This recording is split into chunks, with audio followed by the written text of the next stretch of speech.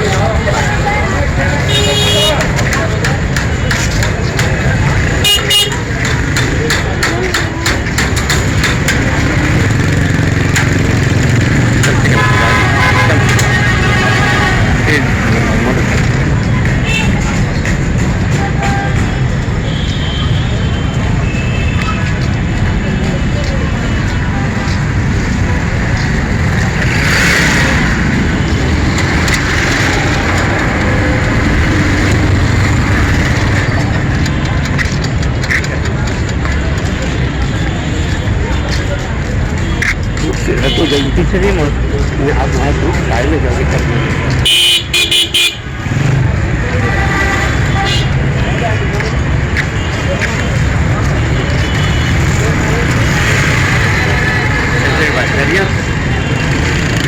बना रहा है क्या? हाँ, आपके बेटे का भी होता है, देखा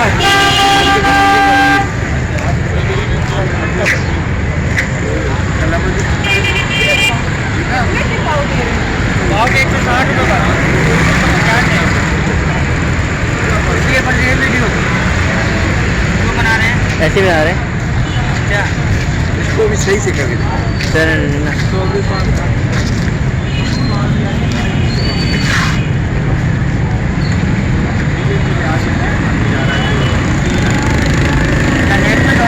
हाँ, आप बताओ ये क्या कहाँ से आता है, क्या क्या बताओ फोटो ये बोलो ना, से भी पकड़ ज़्यादा गुच्छा पकड़, 1 मिनट बड़ा बड़ा बड़ा बड़ा 2-3 पकड़ लो ना।